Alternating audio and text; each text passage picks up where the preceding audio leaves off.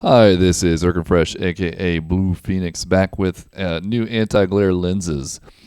Today I'll be reviewing the Fabfilter Pro C Dose. It's back with a brand new edition.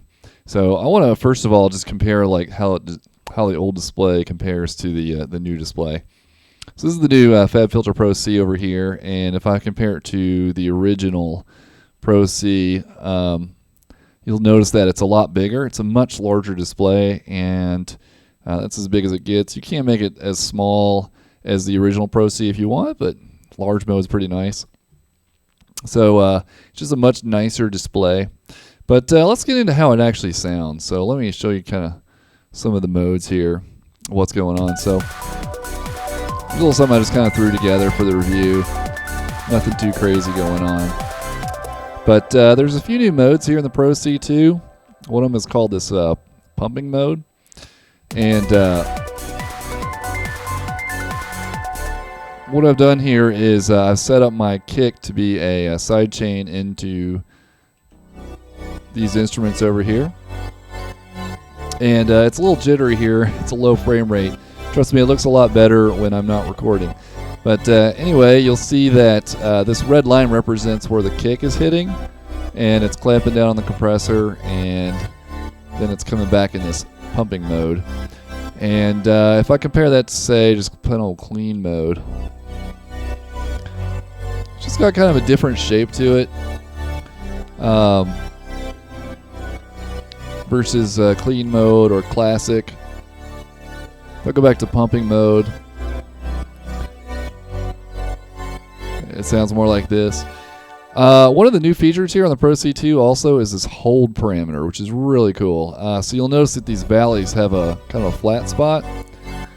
So if I reduce my hold time, the flat spot decreases in time, or I can make it longer, which is really nice. It gives you just a little bit more added control as to what's going on.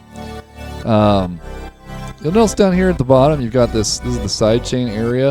I can actually audition what I've set as the side chain, and you can EQ this now in Pro C2.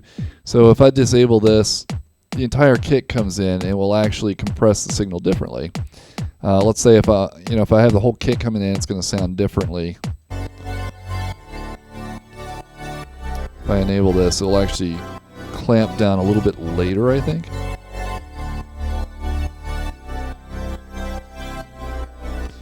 Or I could take out the low frequencies here. So we're really just looking at the transient of the kick.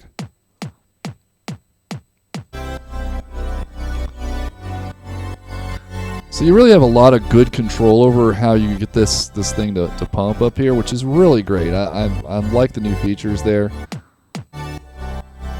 It's very nice indeed. So that's kind of the new pumping mode, and a little bit into the sidechain EQ. You can actually go in here. There's a crazy amount of control over here. You can change the slope of these EQs, and you can have like a bell in here and stuff. It gives you a lot of control if you're trying to like DS things or whatever, but it gives you a lot of capability, a lot of power there. So that's the new pumping mode. There's also a new mode for vocals.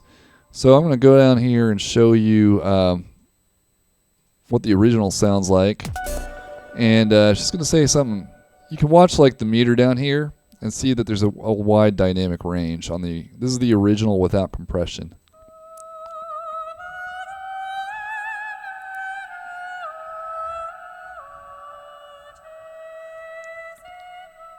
So you notice that part down there where she said cheesy poof is it's kind of quiet. If you had this in a mix, it probably wouldn't cut through very well. So what I've done here is I've taken a Pro C2 and I put it in vocal mode. And I think all I did was I changed the threshold a little bit and the release, and it turns out like this.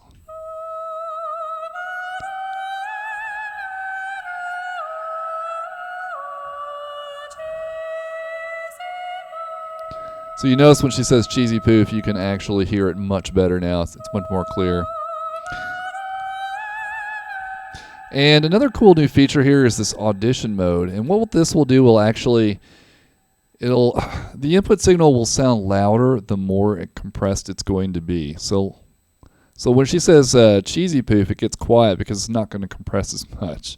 So here's what this kind of sounds like in audition mode.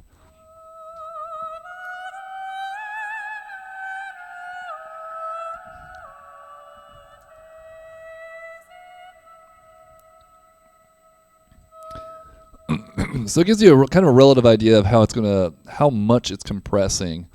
You can hear like what part of the audio signal is hitting those peaks, which is really great. Pretty cool stuff. And let's see, there's also a new punch mode. Punch it, Chewy. I think it's this one here. What is this? Oh, yeah, we don't want that. Close that one. All right, so punch mode, I just have another kick here. And this is the original. So I actually took a kick that wasn't very much compressed already. And this is when I turn on the Pro C2. That's the Pro C. I'm sorry, it's already on. Let me turn it off. So you can hear kind of the low end. It's not nearly as beefy. You hear more of the transient and less of the bassy part because it's kind of, it's not compressed. But you turn on the punch mode, which is supposed to help, I guess, bring out more of the punch of your drums. So that sounds pretty nice too. That's punch mode. You'll also see down here there's a new option for oversampling. Oversampling can help with some of the more transients, I guess. It helps to do more calculations underneath the hood and get it more correct. There's also a look ahead, which is good for like things that do have sharp transients. You can use a look ahead, and the compressor will actually it'll add a delay, but what's it called? It's a pre-delay, I think, is what it's called. So it'll actually buffer up some of the audio and look ahead, and it'll do a better job of detecting those transients. So that could be a pretty good option too. So that's also new in the Pro C2. Sorry, I'm still getting over a cold, but trying, man. It's holding on. Trying to think what else we got here. There's also we've also got the just kind of classic versions of this. You still got clean, classic, and opto like you did in the Pro C1. So let me focus on this sound for now. Which I think there's some kind of weird problem with this sound. It kind of clicks, but that's not the fault of the compressor. So it clicks without it. Anyway, so I turn on the compressor, and you see here's the knee here. It kind of looks like that. You actually have a little bit more control over the knee in the Pro C2. I don't think you could control the softness of the knee. So you can kind of adjust that here in the Pro C2, which is also very nice. And if I click that, it goes away and gives me more room to look at the signal here. I can also turn off this display, and it puts it more in a mode where I'm just looking at the volume meters as well. All very nice features here in the Pro C2. So my overall impression with it, I think it's probably worth the money. If you have Pro C2, if you have Pro C1, the upgrade is I think I paid about $50. Brand new, I believe it's more like 120. So it has a lot of great new features. I think overall it's a wonderful sounding compressor, and maybe you'll think about getting it. I will say the only problem I have with it is the auto gain. Auto gain really doesn't work. Let me go back to the cheesy poof here. So Miss Cheesy Poof, I think I turned off auto mode. No, auto gain is on. So let me put this at 0. Wet gain is 0 and dry is 0.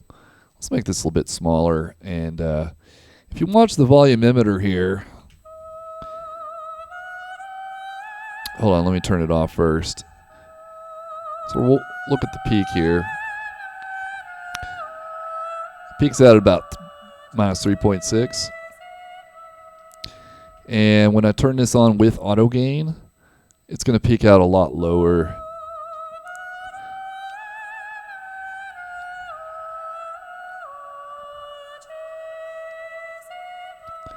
So it's about 6 dB lower with the auto gain on.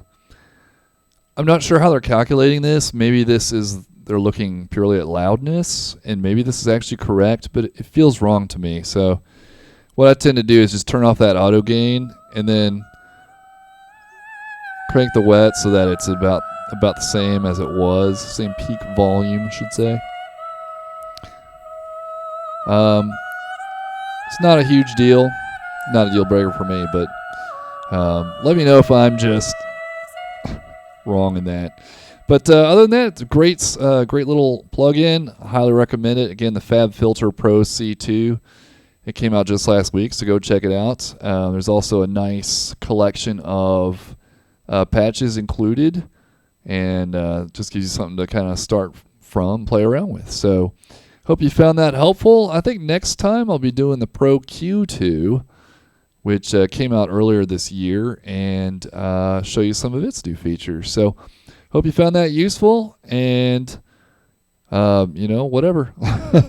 Subscribe for future tutorials, and let me know if you found any of this useful. I'll catch you next time.